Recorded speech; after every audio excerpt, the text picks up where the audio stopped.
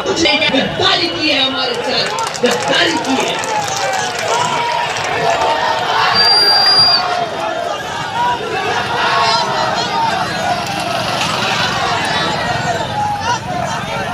साथियों, अगली बार बोले 80 करोड़ लोगों को रोजगार राशन दिया, बोलना 80 करोड़ का राशन नहीं चाहिए था, साल की 2 करोड़ नौकरी का वादा किया था, वो चाहिए था।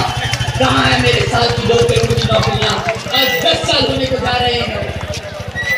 कम से कम 10 करोड़ नौकरियां युवाओं को मिल जानी चाहिए थी। कहाँ है वो रोजगार?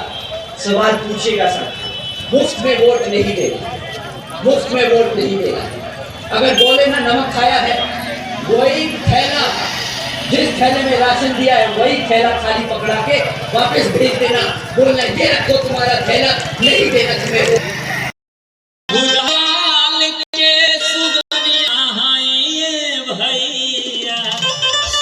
सभी लोग ताली के साथ संसद में दाद ये घोषणा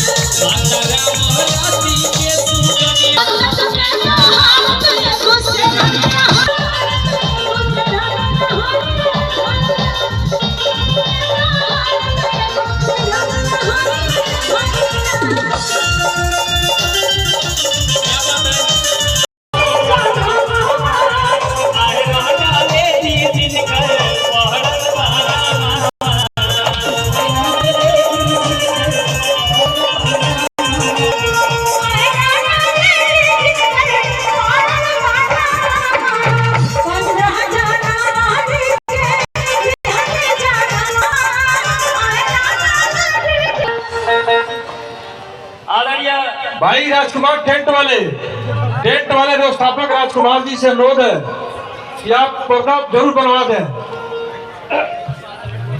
राजकुमार पार्टी के राजकुमार कुमार जी, आदरणीय श्रवण कुमार निरोला जी, मुख्य कोऑर्डिनेटर गोरखपुर मंडल, आपका बहुत बहुत स्वागत है, अभिनंदन वंदन करता हूँ।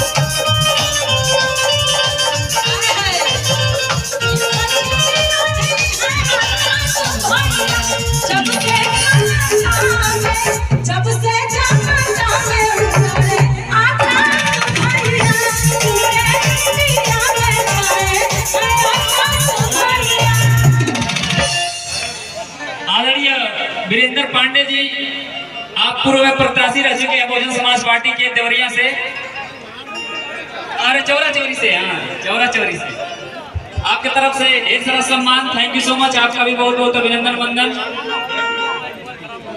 कहना है चोर डाकू खूनी मुजरिम हर थर कांपे, अब बहिना के डर से सब घुसखोरा चोर डाकू खूनी मुजरिम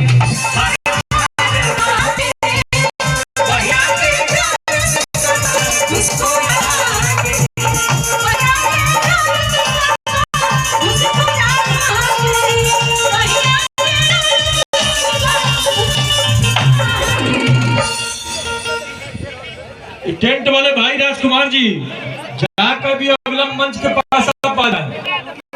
टेंट वाले भाई, इतने सारे युवा भाई हैं बहुजन समाज पार्टी के, इतने अच्छे कार्यकर्ता, युवा भाई एक एक पर्दे बांधते तो सारे पर्दे बंद जाते।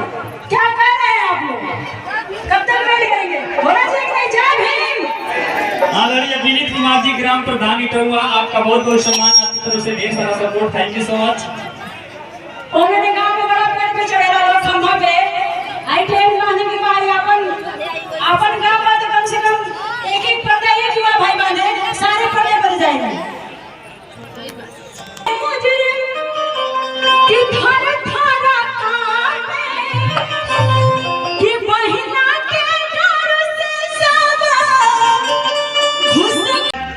हमारे बीच में रहकर हमारे कार्यकर्ताओं को, हमारे कैडर को, हमारे वर्करों को अंदर से कमजोर करने की कोशिश कर रहा है।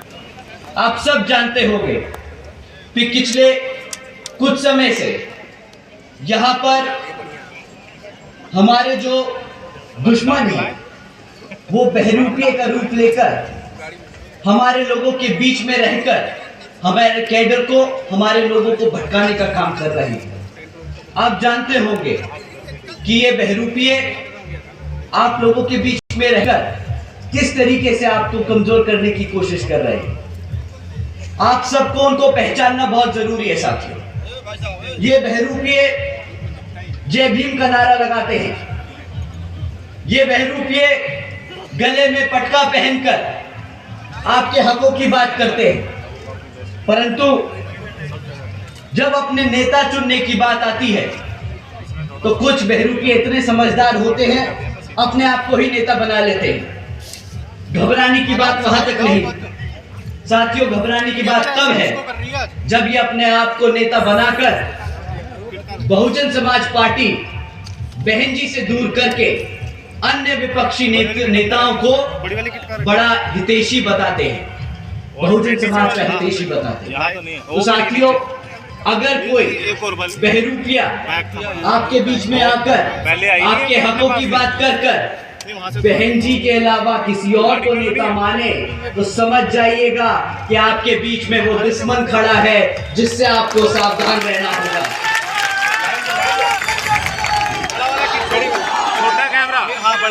साथियों,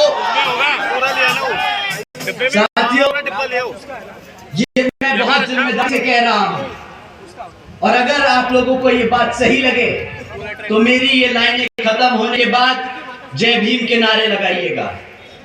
साथियों, जो बहन जी के खिलाफ है, वो मानवर साहब के खिलाफ है, वो साहब के खिलाफ है, वो समाज के खिलाफ है, वो आपके संविधान के खिलाफ है।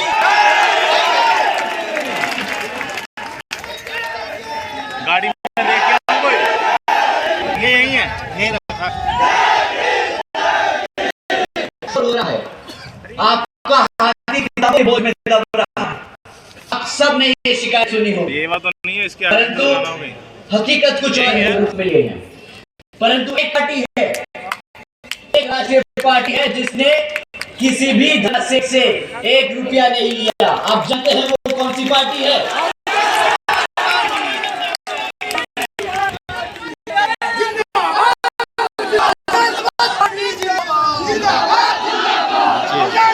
साथियों, अगर आप ये जानते हैं, अगर आप ये बखूबी जानते हैं कि बहुजन समाज पार्टी वो पार्टी है जो किस धना सेठ से 1 रुपया नहीं लेती, तो ये पार्टी के धन पे है। ये अपने कार्यकर्ता के तमाम और से चलती है, आज तक चलती आई है और आगे भी चलती जाएगी।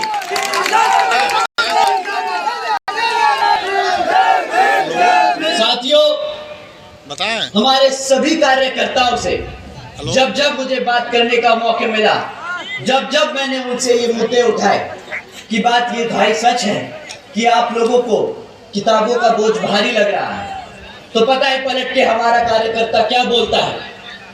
जानते हैं आप, हमारा कार्यकर्ता अपने दिल पे हाथ रख के बोलता है कि भैया जी, ये किताब नहीं, कर्तव्य है हमारा। मान्यवर साहब के मूवमेंट के लिए, उन्होंने बहुजन समाज के मूवमेंट के लिए मान्यवर साहब ने अपनी जिंदगी कुर्बान कर दी, बहन जी ने अपनी पूरी जिंदगी त्याग दी। हम अगर अपनी जेब से निकाल कर 10 रुपया दे देते हैं किताब के माध्यम से, तो ये हमारा कर्तव्य है। तो साथियों, इन बहरूपियों को तमाचा मार के बता दीजिए कि ये किताब नहीं, ये कर्तव्य है, ये कर्तव्य है, ये हमारे समाज को आगे बढ़ाने का जरिया है। बहुजन समाज पार्टी जिंदाबाद, बहुजन समाज पार्टी जिंदाबाद। साथियों, आप सब जानते हैं, आप सब जानते हैं कि इस किताब के महत्व क्या है, कितना जरूरी है ये। परंतु ये जो बहरूपिये आपस में हमारे लोगों के बीच में रहकर ये गलतफहमियां फैलाते हैं, इनको हम कुछ चंद लोग मिलकर नहीं पकड़ सकते। इन सबको हमें अलग से 4-5 लोग मिलकर पूरे देश में इतनी बड़ी पार्टी को अकेले नहीं रोक सकते। तो साथियों, मैं आप लोगों से दरख्वास्त करूंगा कि जब भी कोई कार्यकर्ता, पदाधिकारी या नेता आपके बीच में नीला पटका पहन के आए और बोले कि जी देखिए, बहुजन समाज पार्टी ने बहुत काम किया है, पर अब समय आ गया है कि हम दूसरी पार्टी की ओर देखें, तो समझ जाइए कि ऐसे लोगों से बहुत बुरा लगता है। साथियों, दूसरी ओर अब मैं आप सबसे बात करना चाहता हूं। साथियों, एक तरफ इन्होंने हमारे युवाओं को रोजगार से दूर रखा, एक तरफ हमारे छोटे बच्चों को शिक्षा से दूर रखने की कोशिश करी। ये आप लोगों को इन मुद्दों पे बात नहीं करने देना चाहते। आपका ध्यान भटकाने के लिए क्या बात करते हैं? हमारी माताएं, आप ध्यान से सुनिएगा, ये आपको मुफ्त में राशन देने की बात करते हैं। हमारे घर में सबसे ज्यादा किस चीज की जरूरत है? अनाज की। हम किस लिए कमाते हैं? ताकि अपना पेट भर सके। इन्होंने क्या सोचा कि रोजगार नहीं देंगे, पढ़ाएंगे लिखाएंगे नहीं, राशन दे देते हैं, चुपचाप निपट जाएगा मामला। पर साथियों, अब ये चुपचाप से कुछ नहीं निपटने वाला। अब सवाल कीजिएगा, ये बोलते हैं ना सीना चौड़कर मंचों से कि हम 80 करोड़ जनता को मुफ्त में राशन देने का काम कर रहे हैं। इनसे पूछिए कि भाई साहब, ये जो एहसान कर रहे हो ना 80 करोड़ जनता पे, नहीं चाहिए ये ऐसा चूना मत लगाओ हमें। पूछिए क्यों मैं चूना बोलता हूँ। आप लोगों को कितने का राशन मिलता होगा? बहुत ज्यादा ईमानदार है।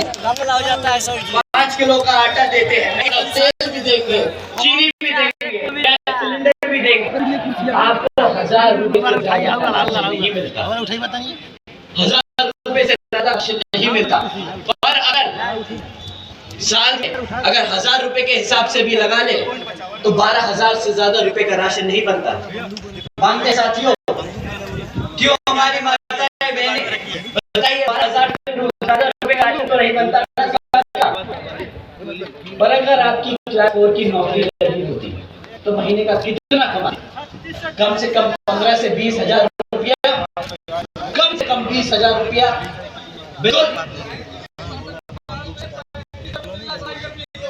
33,000 रुपए सफाई कर्मचारी को दिया बहन जी। पर साथियों, ये धंधे वाले लोग हैं ना, तो पैसा तो बचाएंगे, नहीं देंगे 35,000। मैं कहता हूं आपको 20,000 देते हुए आपको साल को 2.5 लाख रुपया कमाने का मौका मिलता अगर आप रोजगार में होते। मुफ्त में राशन देके 12,000 रुपये का राशन दिया, 12,000 का राशन दिया और 2.5 लाख का चूना लगा दिया। कुछ नहीं, गद्दारी की है हमारे साथ, गद्दारी की है।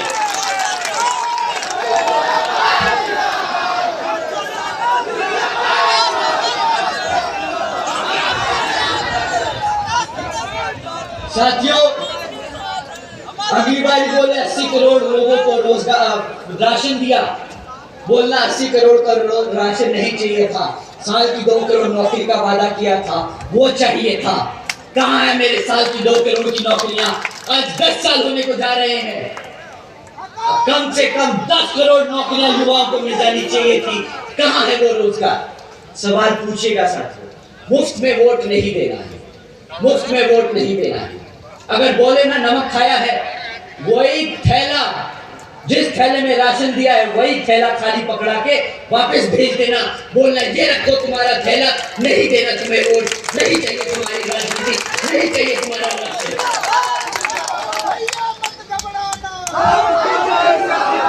नहीं घबरा रहे मेरे भाई, मुझे पता है तुम मेरे साथ हो, नहीं घबराऊंगा। और वैसे भी कहते हैं ना, हम तुम्हारे साथ हैं। मैं तो छोड़ो,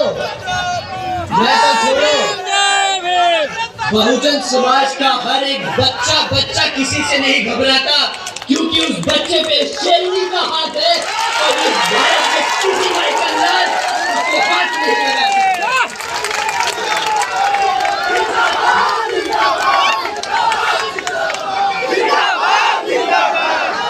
साथियों,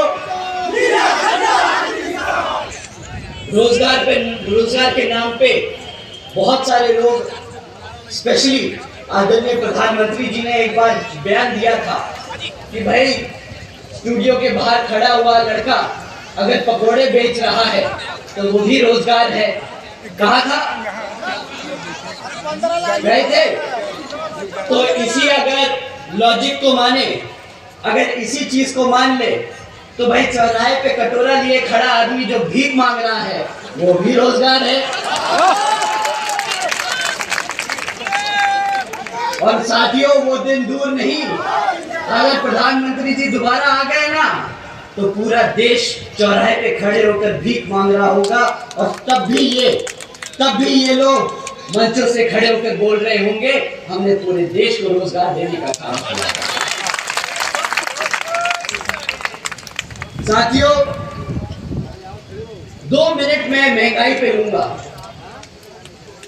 आप लोगों ने पेट्रोल खरीदा आज, यहाँ की जनता ने दिया ना, तो इनसे कभी पूछिएगा जो मंचों से खड़े होकर दावा ठोकते हैं कि हमने राम मंदिर बनाया है।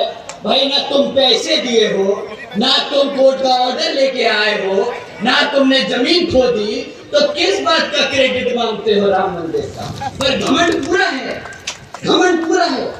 बोलते हैं हम राम लल्ला जी को अयोध्या लेके आए। वाह भाई, अब तुम इतने बड़े हो गए हो कि तुम एक भगवान को लेकर आओगे।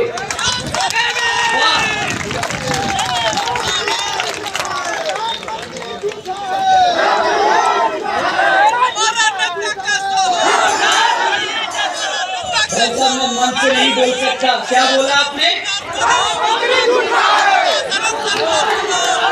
क्या बोला? प्रधानमंत्री जी क्या है? झूठा झूठे? है। अरे ऐसे मत बोलो, प्रधानमंत्री जी है यार, क्या बात कर रहे हो?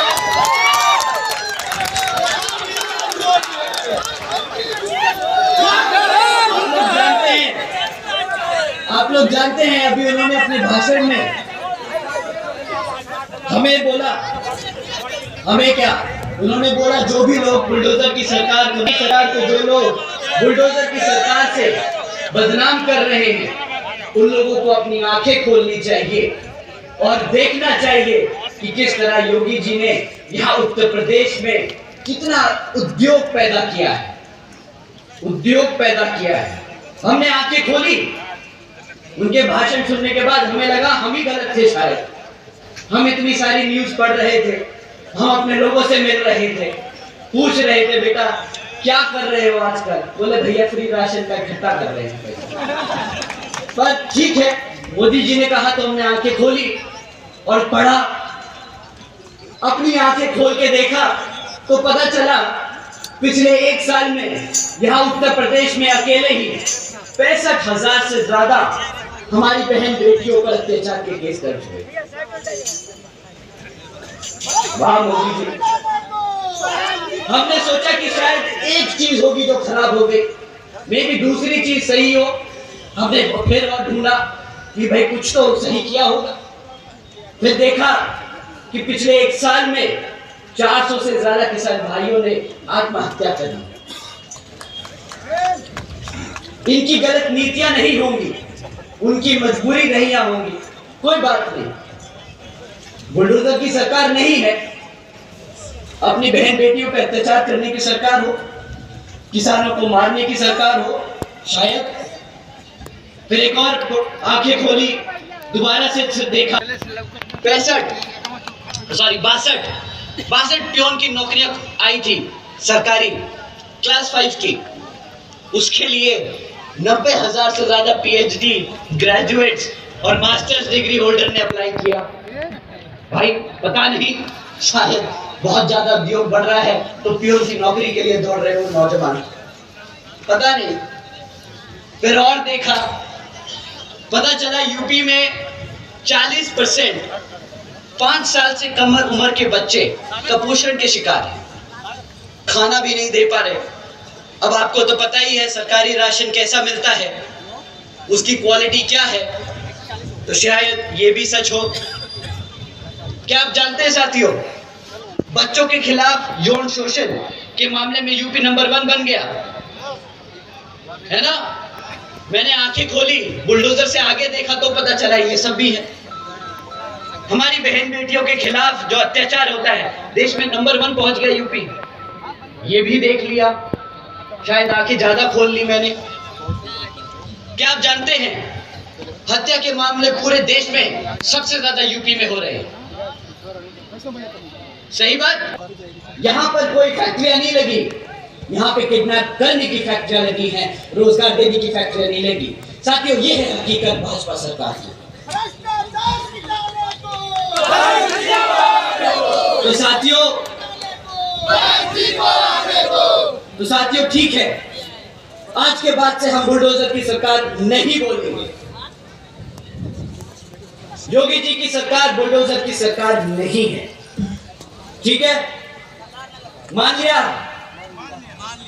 आप लोगों को? चलेगा? चलेगा। ठीक है, आप लोगों की सरकार बुलडोजर की सरकार नहीं, आप लोगों की सरकार गद्दारों की सरकार। जो सरकार अपने बच्चों को भूखा रखे, जो सरकार अपनी बहन बेटियों पर अत्याचार होने दे, जो सरकार अपने युवाओं को बेरोजगार रखे, जो सरकार अपने सभी जनता, सभी आवाम को राशन के नाम पर गुलाम बना कर रखे, ऐसी सरकार गद्दार ही सरकार है। आज के बाद ये बुलडोजर की नहीं, ये गद्दारों की सरकार है।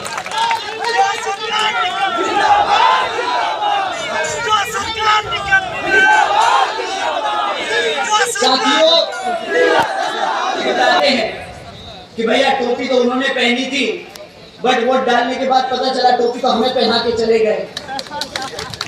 तो आज के बाद से अपना वोट उनको तो नहीं जाएगा। साथियों, आप जानते हैं कि पिछले विधानसभा आम चुनाव में हमारे मुसलमान समाज ने उन पर पूरा भरोसा जताते हुए एक तरफा उनको वोट डाला, एक तरफा वोट डाला। उसके बाद भी वो एक दिन है जिस दिन रिजल्ट आया और आज का दिन है। कितनी बारी हमारे मुसलमान समाज के ऊपर अत्याचार हुआ है, परंतु इनके मुंह से एक शब्द नहीं निकला। आप लोग सब जानते हैं कि नहीं? साथियों, इनके मुंह से शब्द नहीं निकलता अपने समाज को बचाने के लिए, परंतु जब संसद में रिजर्वेशन इन प्रमोशन का बिल आता है तो इनकी जुबान और इनके हाथ उसको फाड़ने के लिए सबसे तेज और सबसे आगे चलते। सुना है आजकल आदरणीय अखिलेश जी एक सीट पर 4 टिकटें बांटते फिर रहे हैं। उन्हें समझ नहीं आ रहा किस प्रत्याशी को खड़ा करा जाए। कंफ्यूज है। अच्छा, कोई बात नहीं, कंफ्यूज ही होंगे। उससे ज्यादा खतरनाक बात यह है कि जब बहुजन समाज पार्टी ने अपना प्रत्याशी उतारा एक सीट पर, तो उन्होंने अपना प्रत्याशी वापस लेकर एक दूसरे को खड़ा किया जो दलित समाज से था। वो हमारा वोट काटने का काम कर रहे हैं। जो हमें बोलते हैं ना कि हम वोट काट रहे हैं, उन्हें अपने गहरबान में झांक कर देखना होगा और अपने समाज को जवाब देना होगा कि तुम असली में नुकसान कर रहे हो इस भारत का, या तुम जिस पे उंगली उठा रहे हो वो कर रहा है। साथियों, इनको भी मत बख्शना इस बार। अब आज बात करते हैं जो लोग हाथ पर लेके आते हैं झंडा अपना, वो बोल रहे हैं कि हम एक कोने से दूसरे कोने तक भारत जोड़ने की कोशिश कर रहे हैं। भारत की जनता ने उन्हें 60 साल तक सत्ता में बिठा के रखा। मानते हैं साथियों? कितनी बार ऐसा हुआ है कि वो लोग आपके हकों के लिए खड़े हुए। वो पार्टी जिसने बाबा साहब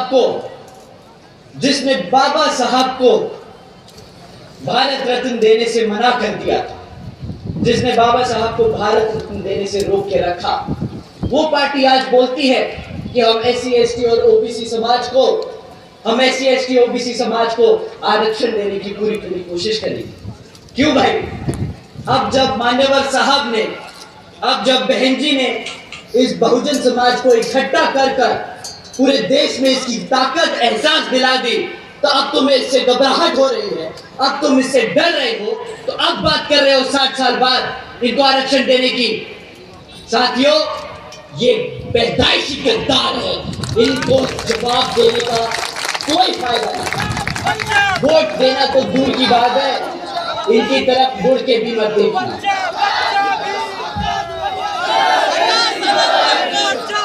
साथियों,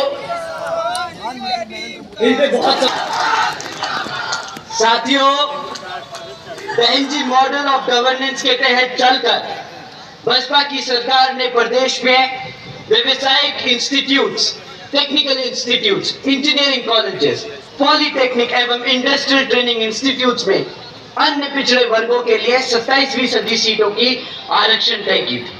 साथ ही साथ इन्हीं सब सरकारी कॉलेजेस में, स्कूल हॉस्टल्स में बहन जी ने 27% अपने पिछड़े समाज के बच्चों के लिए हॉस्टल्स में रिजर्वेशन देने का काम किया था।